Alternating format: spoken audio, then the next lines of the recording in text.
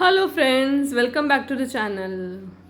ഇന്ന് ഞാനൊരു ബിരിയാണി ഉണ്ടാക്കിയിട്ടോ. കുറേ ദിവസത്തിന് ശേഷമാണ് ഞാനിപ്പോൾ ഒരു ബിരിയാണി ഉണ്ടാക്കുന്നത്. അപ്പോൾ ഞാൻ എങ്ങനെയാണ് ഉണ്ടാക്കിയെന്ന് നമുക്ക് നോക്കാം കേട്ടോ. വീഡിയോ കുറച്ച് ലെങ്ത് ഉണ്ടാവും. ഞാൻ റെസിപ്പി എക്സ്പ്ലെയിൻ ചെയ്തുകൊണ്ട് പോകാവേ.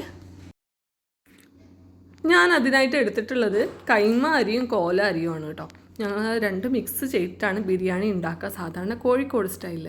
അപ്പോൾ ഞാൻ അതിനായിട്ട് 1.5 കപ്പ് കൈമ അരിയും 1.5 കപ്പ് കോല അരിയുമാണ് എടുത്തിട്ടുള്ളത്. അത് നമുക്കൊരു 15-20 മിനിറ്റ് വെള്ളത്തിലിട്ട് വെക്കണം, എന്നിട്ട് അരിച്ച് മാറ്റി വെക്കണം. അപ്പോൾ ഞാൻ ഇവിടെ ഒരു 1.5 കിലോ ചിക്കൻ എടുത്തിട്ടുണ്ട്. 1.5 കിലോ ഇല്ല, അതിനേക്കാളും കുറച്ച് കുറവാണ്. പിന്നെ അത് അധികം വലിയ പീസല്ല ആക്കിയത് കേട്ടോ. പിന്നെ ഒരു 4 ഉള്ളി സ്ലൈസ് ആക്കി കട്ട് ചെയ്തത്, മീഡിയം സൈസ് ഉള്ളിയായിരുന്നു അതും. പിന്നെ ഒരു പിടി മല്ലിയില, പിന്നെ ഒരു പിടി പുതിന ഇല. അത് നല്ലോണം ക്ലീൻ ആക്കണം കേട്ടോ. ക്ലീൻ ആക്കിയിട്ട് ചെറുതായിട്ട് മുറിക്കണം. ചെറുതായിട്ട് മുറിച്ചിട്ട് വേണം ഇടാൻ. പിന്നെ ഈ വീഡിയോ ഇങ്ങനെ കുറച്ച് സ്റ്റേബിൾ അല്ല കേട്ടോ. എൻ്റെ സ്റ്റാൻഡ് അന്ന് കുറച്ച് കുഴപ്പമായിരുന്നു, അതുകൊണ്ട് ഞാനിങ്ങനെ അഡ്ജസ്റ്റ് ചെയ്ത് വെച്ചതാണ്. അപ്പോൾ പിന്നെ ഉപ്പ്, മഞ്ഞൾപ്പൊടി, പിന്നെ ഞാനിനി ചേർക്കുന്നത് നമ്മുടെ ഗരം മസാലയും ബിരിയാണി മസാലയാണ്. ബിരിയാണി മസാല ഞങ്ങൾ ലൂസായിട്ടാണ് കേട്ടോ വാങ്ങുന്നത്.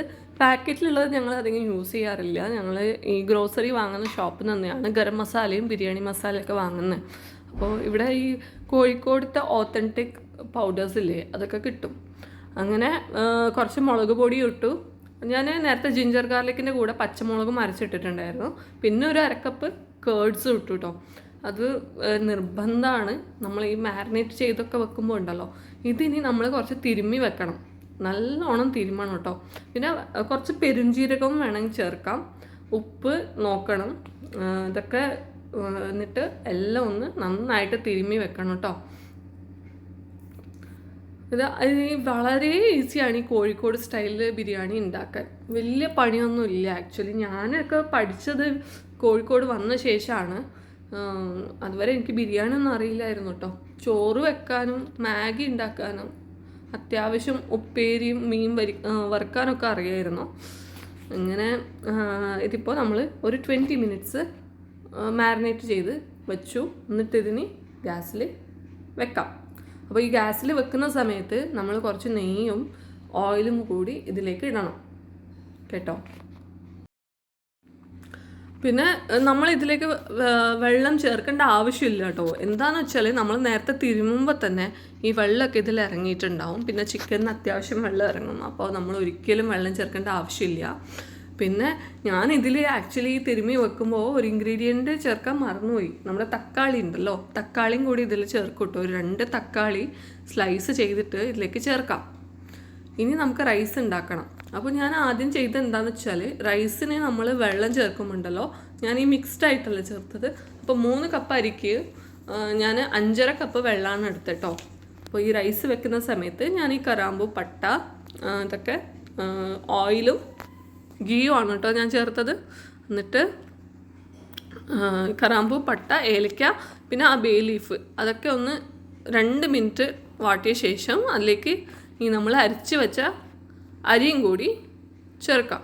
എന്നിട്ട് നന്നായിട്ടൊന്ന് വഴറ്റണം. കൈമ അരിക്ക് നല്ലൊരു ഫ്രാഗ്രൻസ് ആണ് കേട്ടോ. കോല അരി പിന്നെ അത് സ്റ്റിഫായിട്ട് നിൽക്കും, നല്ല വടി പോലെ നിൽക്കും. നമ്മൾ ബിരിയാണിയൊക്കെ ഉണ്ടാക്കുമ്പോണ്ടല്ലോ, അരി എപ്പോഴും ഈ ആദ്യം അരി കുക്ക് ചെയ്യുമ്പോൾ അരി എപ്പോഴും ഹാഫ് കുക്ക് വേണം ചെയ്യാൻ. പിന്നെ എനിക്ക് എപ്പോഴും പരിചയം എങ്ങനെയാണെന്ന് വെച്ചാൽ കുക്കറിൽ ചെയ്തിട്ടാണ് കേട്ടോ. പ്രഷർ കുക്കറിലാണ് ഞാൻ അധികം ബിരിയാണി വെക്കാറ്. ഞാൻ വെക്കുമ്പോൾ ഇപ്പോൾ എൻ്റെ ഹസ്ബൻഡ് ആണെങ്കിൽ ആൾക്ക് ഓപ്പൺ കുക്കിംഗ് ഒക്കെ ഈസിയാണ്. അപ്പോൾ ഇനി ആ വെള്ളമൊക്കെ ഇതിലേക്ക് ചേർത്തു. നമ്മൾ ഉപ്പ് നോക്കണം കേട്ടോ, ഉപ്പ് നോക്കണം. പിന്നെ ഞാൻ ഇതിലേക്ക് കുറച്ച് ഗരം മസാല ഇട്ടിട്ടുണ്ടായിരുന്നു. ഗരം മസാല അല്ല, ബിരിയാണി മസാല ഇതിലേക്ക് ചേർത്തു കേട്ടോ. അത് കളറിൽ മാറ്റമൊന്നും വരില്ല, പക്ഷെ നമ്മളൊരു ഫ്ലേവറിന് വേണ്ടി ചേർക്കുന്നേ അത്. അപ്പോൾ ഈ കുക്കർ അടച്ചു വെച്ചിട്ട് ആദ്യത്തെ ഒരു വിസിലും, പിന്നെ അത് മീഡിയം ഫ്ലെയിമിൽ സിം ആക്കി വെച്ചിട്ട് പിന്നെ ഒരു 8 മിനിറ്റും വെച്ചാൽ മതി. ഇത് ഒരു പകുതി വേവ് റെഡിയാവും. ഇനി അടുത്ത പരിപാടി എന്താണെന്ന് വെച്ചാൽ ഈ അണ്ടിപ്പരിപ്പും മുന്തിരിയും ഇതൊക്കെ ഒന്ന് വറുത്ത് വെച്ചു. പിന്നെ ഈ കറി ഇപ്പോൾ റെഡി ആയിട്ടുണ്ടല്ലോ, മസാല കറിയല്ല മസാലയാണ്, മസാല റെഡി ആയിട്ടുണ്ട്. അപ്പോൾ നമ്മുടെ ചോറും റെഡിയായി. ഇനി നമുക്ക് ദമ്മ് വെക്കണം. ഞാൻ ദമ്മ് വെക്കുന്നതിൽ എക്സ്പേർട്ടല്ല, ശരിയായി വെക്കുന്ന രീതിയും എനിക്കറിയില്ല. പക്ഷേ ഞാൻ എങ്ങനെയാണ് ചെയ്യുന്നതെന്ന് നിങ്ങൾക്ക് കാണിച്ചു തരാം. അപ്പോൾ നമ്മൾ ചെയ്യുന്നത് ശരിക്കും ഈ കോഴിക്കോട് ഓത്തറ്റിക് ടൈപ്പ് ആവണം എന്നില്ല, ഓക്കെ, പക്ഷേ ടേസ്റ്റ് അതുപോലെ തന്നെയാണ്.